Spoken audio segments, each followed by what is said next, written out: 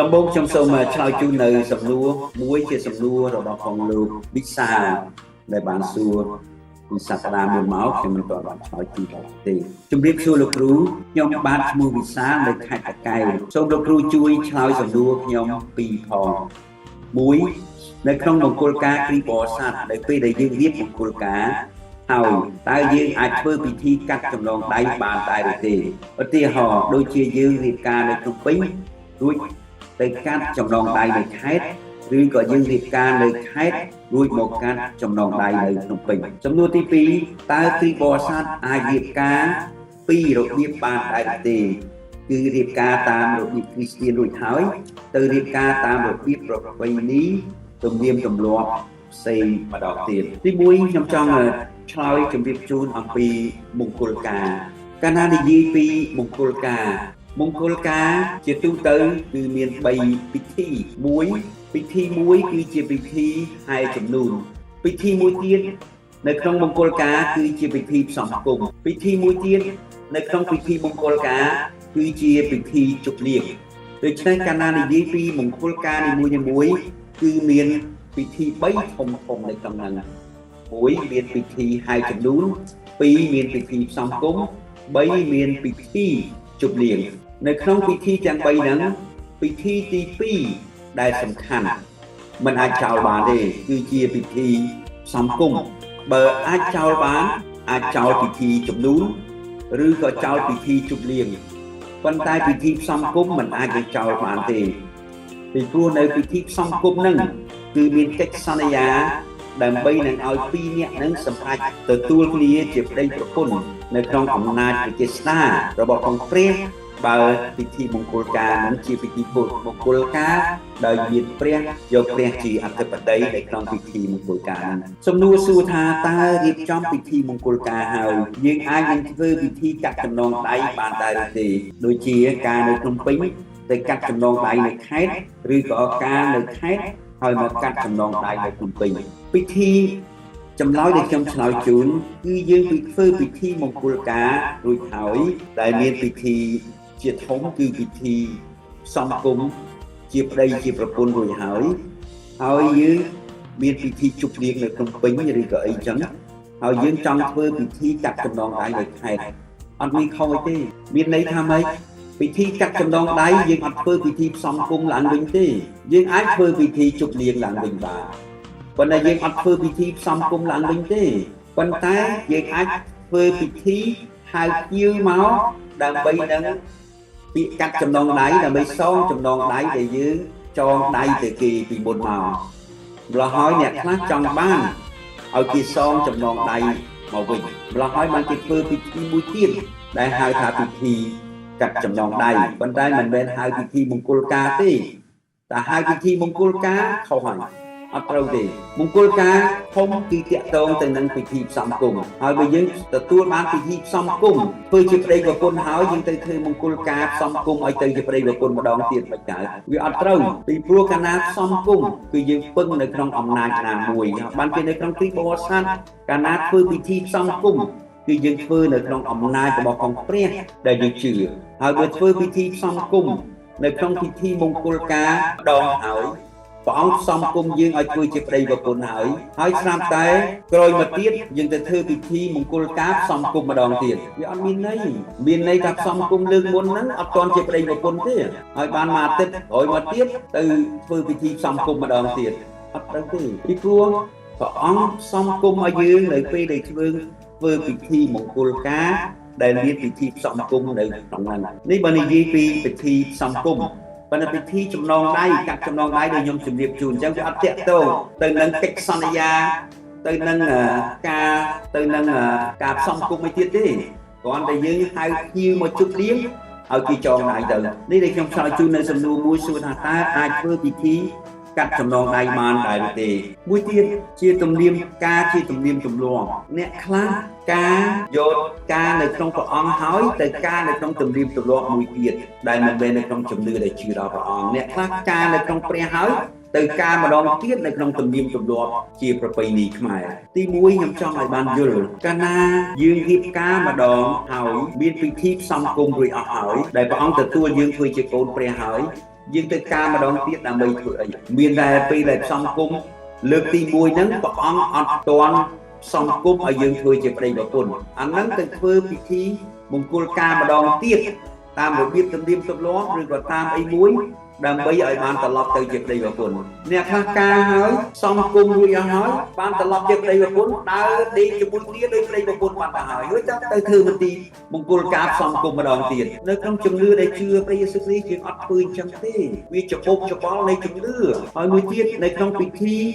ផ្សំគុំមានពិធីកាត់សក់មានពិធីប្រមាណនោះខ្ញុំស្អើជ្រាវមើលតាមទំនៀមទម្លាប់ខ្មែរយើងមានពិធីកាត់សក់ពិធីចងដៃមង្គលការមានពិធីសំពះទឹមមង្គលការហើយខ្ញុំបានស្រាវជ្រាវមើលអំពីប្រពៃណីដែលមាននៅក្នុងពិធីមង្គលការដែលមានពិធីកាត់សក់មានពិធីចងដៃមង្គលការមានពិធីសំពះទឹមមង្គលការហើយខ្ញុំសូមអានមើលពីអ្វីជាឯកសារដែលខ្ញុំស្រាវជ្រាវក្នុងប្រពៃណីមង្គលការខ្មែរពិធីកាត់សក់ជានិមិត្តរូបនៃការសុំពរពីទេវតានិងព្រះជាម្ចាស់តាមជំនឿបុរាណជាញឹកញាប់គេនិយមអធិដ្ឋានសុំពរពីព្រះឥន្ទ្រាសុំការការពារនិងសេរីល្អសុំពរពីព្រះព្រហ្មសុំប្រាជ្ញានិងសុភមង្គលសុំពរពីទេវតារក្សាមនុស្សតាមជំនឿប្រពៃណីគោលបំណងគឺសុំឲ្យគូស្វាមីភរិយាមានសេចក្តីសុខស្ថិរភាព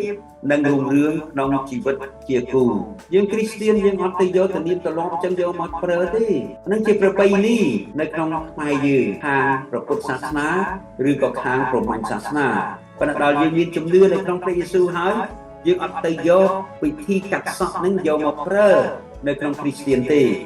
វាអាចទៅជាបញ្ហាតាក់ទងនឹងប្រពៃណីខ្មែរដែលគេសូមអធិដ្ឋានសូមពរពីព្រះឥន្ទ្រាសូមពរពីព្រះពុំសូមពរពីទេវតាដើម្បីសូមការពារសេរីល្អសូមប្រាជ្ញាសុភមង្គលមួយទៀតនៅក្នុងពិធីមង្គលការប្រពៃណីខ្មែរយើងមានពិធីចងដៃមង្គលការក្នុងប្រពៃណីខ្មែរពិធីចងដៃមង្គលការជាការជូនពរពីចាស់ទុំនិងសហគមន៍ហើយតាមជំនឿបុរាណក៏សូមអំណោយពរពីទេវតាផងដែរជាញឹកញាប់គេយោងទៅព្រះឥន្ទ្រាសូមការការពារនិងសេរីល្អព្រះព្រហ្មសូមសុភមង្គលនិងស្ថិរភាពទេវតាថែរក្សាជំនឿប្រពៃណីសរុបមកគោលបំណងគឺសូមឲ្យគូស្វាមីភរិយាមានសេចក្តីសុខសំណាងល្អនិងរស់នៅរួមគ្នាជាយូរអង្វែងនេះជាអត្ថន័យនៃពិធីចងដៃមង្គលការនៅក្នុងប្រពៃណីខ្មែរយើងជឿព្រះអង្គហើយយើងអត់ធ្វើអញ្ចឹងទេវានាំឲ្យច្រឡំនៅក្នុងជំនឿដែលយើងជឿព្រះយេស៊ូវគ្រីស្ទយើងមិនអាចអបកិច្ចព្រះវរបិតាព្រះឥន្ទ្រាទៅព្រះវរបិតាយើងមិនអាចអបកិច្ចព្រះព្រហ្មទៅជាព្រះវរបិតាឬក៏ទៅជាព្រះរាជបុត្រាទេម្ល៉េះហើយយើងអត់ធ្វើអានេះជាប្រពៃណីរបស់ផងជំនឿនៅក្នុងព្រះពុទ្ធសាសនានៅក្នុងព្រហ្មញ្ញសាសនាយើងអត់យកមកឆ្នៃ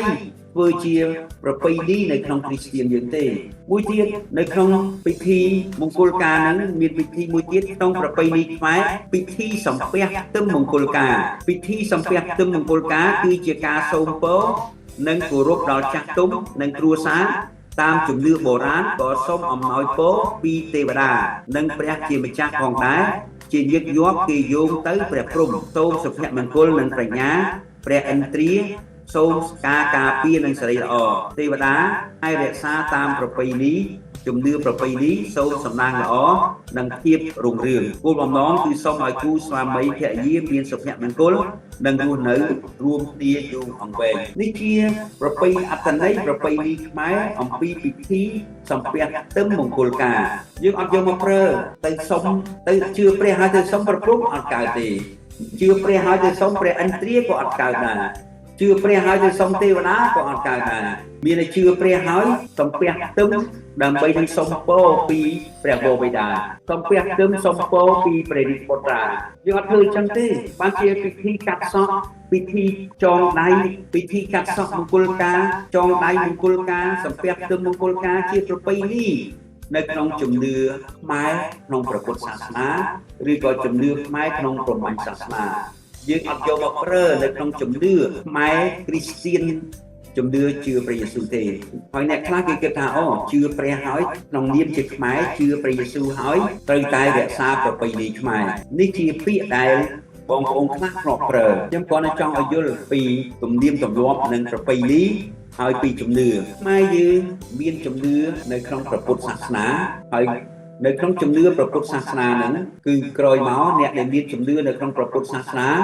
គឺនៅក្នុងព្រះពុទ្ធសាសនាដដែលទៅបើអ្នកខ្លះជឿនៅក្នុងព្រះពុទ្ធសាសនាហើយគេទៅជាមានជំនឿអ៊ីស្លាមម៉ែអ៊ីស្លាម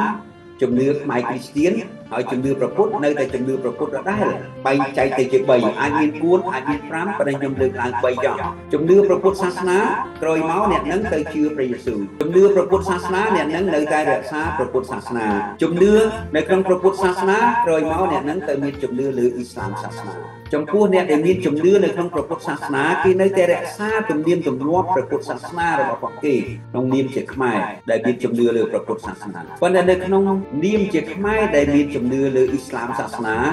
គឺគេទៅរកទំនៀមទម្លាប់ពីខាងអ៊ីស្លាមសាសនាយកមកអនុវត្តគេអត់មានឆ្នៃពីជំនឿព្រះពុទ្ធសាសនាយកមកប្រើនៅក្នុងអ៊ីស្លាមសាសនាទេតែជំនឿគេទៅរកយ៉ាងម៉េចតាក់ទងអីតាក់ទងការថ្វាយបង្គំតើគេត្រូវថ្វាយបង្គំដោយរបៀបណាគេអត់ទៅយកទំនៀមទម្លាប់ព្រះពុទ្ធសាសនាយកមកឆ្នៃទៅថ្វាយបង្គំទេគេថ្វាយបង្គំតាមទំនៀមទម្លាប់អ៊ីស្លាមសាសនាគេថ្វាយបង្គំដោយរបៀបណាគេស្លៀកពាក់ដោយរបៀបណានៅក្នុងការគេថ្វាយបង្គំតើគេទៅរកពីណាមកគេទៅរកពីប្រទេសណាដែលមានជំនឿនៅក្នុងអ៊ីស្លាមសាសនាច្រើនដើម្បីគេរកទំនៀមទម្លាប់យកមកប្រើហើយទំនៀមទម្លាប់ហ្នឹងមិនមែនទំនៀមទម្លាប់យកពីគេរាប់ថាទំនៀមទម្លាប់ប្រទេសនេះប្រទេសនោះអត់ទេគេអត់មានរាប់ទំនៀមទម្លាប់ប្រទេសនេះប្រទេសនោះគេរាប់ថាទំនៀមទម្លាប់នៅក្នុងអ៊ីស្លាមសាសនាទោះបីគេយកពីប្រទេសណាមកក៏ដោយគេអត់មានថាអូយកពីប្រទេសនេះយកពីប្រទេសនោះអត់ទេតែកាលណាគេយកមកហើយគេថានេះជាទំនៀមទម្លាប់នៅក្នុងសាសនារបស់គេ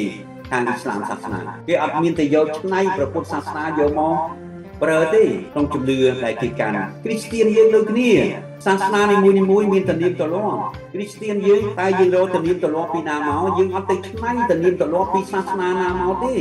យើងទៅរកទំនៀមទម្លាប់នៅក្នុងជំនឿគ្រីស្ទបរិស័ទតែទៅរកពីណាមកទៅរកពីប្រទេសណាដែលកាន់ជំនឿគ្រីស្ទានច្រើនហ្នឹងតើគេថ្វាយបង្គំព្រះរបៀបយ៉ាងម៉េចគេធ្វើពិធីនីមួយរបៀបយ៉ាងម៉េចពិធីមង្គលការពិធីសពពិធីអីផ្សេងតើគេធ្វើយ៉ាងម៉េចយើងអត់ទៅឆ្នៃយកទំនៀមទម្លាប់ពីសាសនាផ្សេងយកមកប្រើទេអាហ្នឹងហើយដែលគ្រីស្ទានយើងច្រឡំខ្លួនយើងម្ល៉េះទៅខំឆ្នៃទំនៀមទម្លាប់មុនដែលជឿព្រះហ្នឹងយកមកឆ្នៃធ្វើជាទំនៀមទម្លាប់ដែលយើងជឿដល់ព្រះយើងអត់ឃើញចឹងទេមើលគំរូពីខាងអ៊ីស្លាមសាសនាគេមានទំនៀមទម្លាប់គេច្បាស់ណាស់គេអត់មានតែឆ្នៃពីទំនៀមទម្លាប់ព្រះពុទ្ធសាសនាយកមកប្រើពីមុនគេអាចនៅក្នុងជំនឿព្រះពុទ្ធសាសនាប៉ុន្តែដល់គេមានជំនឿនៅក្នុងអ៊ីស្លាមសាសនាហើយគេអត់ទៅយកទំនៀមទម្លាប់របៀបថ្វាយបង្គំនៅក្នុងជំនឿព្រះពុទ្ធសាសនាដែលគេមានពីមុនយកមកប្រើទេគេទៅរកទំនៀមទម្លាប់ពីប្រទេសណាដែលកាន់សាសនាអ៊ីស្លាមច្រើនហើយយកមកជាទំនៀមទម្លាប់អនុវត្តតាមហើយគ្រីស្ទានហើយខ្មែរយើងដូចគ្នាដល់យើងជឿព្រះយេស៊ូវហើយយើងត្រូវមានទំនៀមទម្លាប់ពីរបៀបថ្វាយបង្គំទំនៀមទម្លាប់ពីរបៀបធ្វើពិធីបុណ្យសពពិធីមង្គលការយើងអត់មានទៅឆ្នៃយកទំនៀមទម្លាប់ព្រះពុទ្ធសាសនាយកមកឆ្នៃទេហើយទៅរកពីណាឃើញទៅរកពីប្រទេសណាដែលកាន់សាសនាជឿព្រះយេស៊ូវច្រើនតើគេធ្វើយ៉ាងម៉េចហើយអ្នកដែលខាងអ៊ីស្លាមសាសនាគេទៅរកប្រទេសណាដែលកាន់សាសនាអ៊ីស្លាមច្រើនតើគេធ្វើយ៉ាងម៉េចពិធីមួយហើយដូចជាខ្ញុំលើកស្រាវជ្រាវពី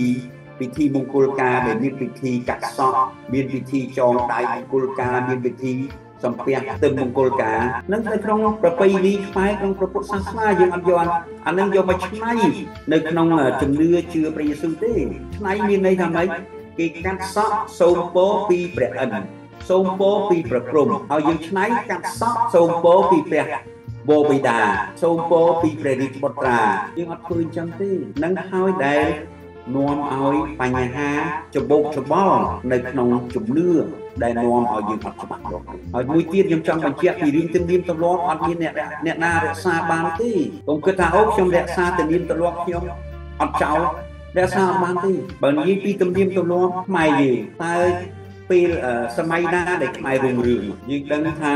សម័យដែលខ្មែររុងរឿងសម័យអង្គរវត្តហើយកណ្ដាលនិយាយពីទំនៀមទម្លាប់តាក់ទងនឹងការស្លៀកពាក់តាក់ទងនឹងការហូបចុកតាក់ទងនឹងការធ្វើដំណើរតាក់ទងនឹងការថ្វាយបង្គំតាក់ទងនឹងការស្លៀកពាក់ការធ្វើដំណើរការហូបចុកការថ្វាយបង្គំតែនៅក្នុងសម័យខ្មែររុងរឿងតើធ្វើដំណើរដោយរបៀបណាបើបងប្អូនអស់លោកទៅអង្គរវត្តឃើញធ្វើដំណើរតាមតម្រៃសេះឬក៏តម្រៃហើយបើសិនជាស្លៀកពាក់ស្លៀកប៉ឹងពេលគេឆ្លាក់នៅក្បាច់អង្គរវត្តនេះមិនតែពាក់អាវខ្វាទេមានតែពាក់ក្បាត់កឯណាហើយបើសិនជាពេលឃើញអំពីការហូបចុកនៅក្នុងសម័យអង្គរវត្តគេមិនកាន់សមសព្រាដោយយើងសម័យឥឡូវនេះណាហើយមើលនិយាយពីការថ្វាយបង្គំនៅក្នុងសម័យអង្គរវត្តសម័យអង្គរវត្តបងប្អូនទៅមើលនៅអង្គរវត្តថ្វាយបង្គំលឹងអីសូរហើយឥឡូវនេះតែនាមទលាប់4 5ដែលនៅក្នុងសម័យអង្គរវត្តជាសម័យដែលខ្មែររុងរឿងតើយើងយកប្រមាណយកមករក្សាទុកឲ្យបានទុកអត់បានទេពេលខ្លះគ្រាន់តែរក្សាជាសមោលដូចជារបាំអប្សរានៅក្នុងសម័យអង្គរវត្តមានអប្សរាទេមានហើយយើងយករបាំអប្សរាយកមករក្សាប៉ុន្តែអប្សរាអង្គរវត្តខុសពីអប្សរាយើងអប្សរាអង្គរវត្តអត់មានពាក់អាវទេហើយក៏អត់មានអាវទលាប់ដែរប៉ុន្តែអប្សរាយើងឥឡូវនេះពាក់អាវគ្រាន់តែអាវហ្នឹងរកណាត់ឲ្យវាពណ៌ដូចសាច់ចឹងតែប៉ុណ្្នឹងឯងប៉ុន្តែអត់មានដល់អាវទេមានន័យថាយើងអត់អាចនឹងរក្សាទំនៀមទម្លាប់បានទេវាបដូរពីសម័យមួយទៅសម័យមួយយោងតាមសេដ្ឋកិច្ចយោងតាមនយោបាយយើងបដូរបានជាការមួយទៀតដែលបងប្អូនអរលោកអាចនឹងមើលនៅក្នុងបទគម្ពីរចោទទីថាពេលដែលព្រះបានឲ្យលោកម៉ូសេយូស្វេនាំជនជាតិអ៊ីស្រាអែលចេញពីស្រុកអេស៊ីបទៅដីសន្យាព្រះបានប្រាប់លោកម៉ូសេប្រាប់ឲ្យជនជាតិអ៊ីស្រាអែលចូលទៅរស់នៅកន្លែងណាអត់ឲ្យយកទំនៀមទម្លាប់គេមកទេគេធ្លាប់រស់នៅក្នុងស្រុកអេស៊ីបរាប់រយឆ្នាំដល់គេចេញមកព្រះអង្គអត់ឲ្យយកទំនៀមទម្លាប់អេស៊ីបមកប្រើជាមួយទៀតទេពីព្រោះទំនៀមទម្លាប់នៅប្រទេសអេស៊ីបអត់ថ្វាយបង្គំព្រះយេហូវ៉ាទេម្ល៉េះហើយព្រះអង្គអត់យកទំនៀមទម្លាប់ដែលគេធ្លាប់រស់នៅស្រុកអេស៊ីបនឹងយកមកប្រើជាមួយទេហើយពេលដែលគេទៅដល់ប្រទេសមួយព្រះអង្គប្រាប់លោកម៉ូសេឲ្យប្រាប់ជនជាតិអ៊ីស្រាអែលអត់ឲ្យច្រឡំរបៀបដែលគេថ្វាយបង្គំយកមកឆ្នៃថ្វាយបង្គំព្រះយេហូវ៉ាទេឬខុសគ្នាបាទជំនឿដែលជឿព្រះយេស៊ូវគ្រីស្ទក៏យើងត្រូវតែយល់ពីបំណងព្រះハរតីរបស់អង្គព្រះនៅក្នុងជំនឿដែលយើងជឿដល់ព្រះអង្គដែរប៉ុន្តែគ្រីស្ទានយើងចេះតែឆ្នៃទៅខ្ញុំអត់ទីឆ្នៃជាមួយទេពីព្រោះវានាំឲ្យជន់តានខ្មាំងខាងឯព្រលឹងវិញ្ញាណព្រោះយើងចេះតែនាំគ្នាទំនៀមទម្លាប់បើយើងស្រាវជ្រាវមើលពីទំនៀមទម្លាប់ខ្ញុំរៀនព្រះអង្គឲ្យខ្ញុំរៀននៅក្នុងមុខវិជ្ជាមួយនៅក្នុងសាកលវិទ្យាល័យសេដ្ឋសាស្ត្រសេដ្ឋវិទ្យាចំការដូងមុខវិជ្ជារបស់ខ្ញុំ1សេដ្ឋកិច្ចជនបទ2សង្គមសាស្ត្រហើយនៅក្នុងសង្គមសាស្ត្រហ្នឹងខ្ញុំរៀនពីទំនៀមទម្លាប់ខ្មែរតើទំនៀមទម្លាប់ខ្មែរយ៉ាងណាខ្លះប្រឡងឲ្យតើយើងខំស្វែងយល់យើងអត់ចេះតែយកមកច្រឡំឆ្នៃនាំឲ្យខូចអ្វីជាទំនៀមទម្លាប់ដែលយើងត្រូវថ្វាយសេរីល្អដល់ព្រះអង្គបានគាត់នៅរំលឹកចាំខ្ញុំសរសើរពីខាងអ្នកជំនឿនៅក្នុងសាសនាអ៊ីស្លាមគេទៅរកទំនៀមទម្លាប់គេពីប្រទេសដែលកាន់សាសនាអ៊ីស្លាមច្រើនយកមកប្រើហើយម្ល៉េះហើយយើងអាចនឹងថាគេអូណាឯងខ្មែរមិនតែទៅកាន់តាមទំនៀមទម្លាប់ប្រទេសនេះអត់មានអញ្ចឹងទេអានឹងទំនៀមទម្លាប់នៃសាសនាគេជំនឿគេបានយើងអរគុណព្រះអង្គដែលព្រះអង្គឲ្យយើងមានប្រទេសធំដែលមានជំនឿជឿព្រះយេស៊ូវគ្រីស្ទហើយយើងទៅរកទំនៀមទម្លាប់មកគឺថ្វាយបង្គំព្រះយ៉ាងម៉េចគេធ្វើមង្គលការយ៉ាងម៉េចគេធ្វើបុណ្យសពយ៉ាងម៉េចហើយតែកណាយើងយកមកអូទំនៀមទម្លាប់ពួកខាងលិចទំនៀមទម្លាប់អត់មែនចឹងទេទំនៀមទម្លាប់នេះស្ទៀនឆ្នេះខ្ញុំគាត់ឲ្យឆ្លើយជូនប៉ុណ្ណឹងហើយបងប្អូនអរលោកមានសំណួរឬក៏មានអីចង់បន្ថែមអាចនឹងបន្ថែមបានពីព្រោះរឿងហ្នឹងជារឿងមួយដែលសំខាន់ណាស់ហើយដូចជាបុណ្យសពលោកគ្រូណាម្នាក់ប្រហែលថ្ងៃមុនដល់បុណ្យសពហើយយកទំនៀមទម្លាប់យកមកប្រើទំនៀមទម្លាប់អីគោរពវិញ្ញាណក្ខន្ធយើងទំនៀមទម្លាប់គោរពវិញ្ញាណក្ខន្ធអាចមាននៅក្នុងសាសនាកាតូលិកឬក៏អាចមាននៅក្នុងព្រះពុទ្ធសាសនាឬក៏សាសនាផ្សេងទៀតប៉ុន្តែនៅក្នុងជំនឿដែលជឿព្រះយេស៊ូវគ្រីស្ទយើងអត់មានគោរពវិញ្ញាណក្ខន្ធទេពីព្រោះវាមានជំនឿថាវិញ្ញាណក្ខន្ធឬក៏ពលិនវិញ្ញាណអ្នកហ្នឹងស្លាប់ទៅអង្គយកទៅនៅមួយព្រះអង្គបាត់ទៅហើយអត់មានអីនៃគោរពទេហើយអ្វីដែលនៅមុខយើងមានរូបថតគាត់មានក្តាមជូគាត់មានរូបកាយគាត់នៅក្នុងក្តាមជូហ្នឹងយើងអត់ទៅគោរពអាហ្នឹងទេប៉ុន្តែដល់ពេលអត់យល់ទៅច្រឡំទំនៀមទម្លាប់យកមកប្រើអូគោរពវិញ្ញាណក្ខន្ធមិនយូរប៉ុន្មានគ្រីស្ទាន គ្រប់វិញ្ញាណក្ខន្ធទាំងអស់គ្រប់តែគ្នាអាហ្នឹងហើយដែលវាខុសដែលអត់ស្គាល់អ្វីជាការគោរពអ្វីជាទំនៀមទម្លាប់ដែលយើងនៅក្នុងជំនឿសាសនាមួយទៅសាសនាមួយ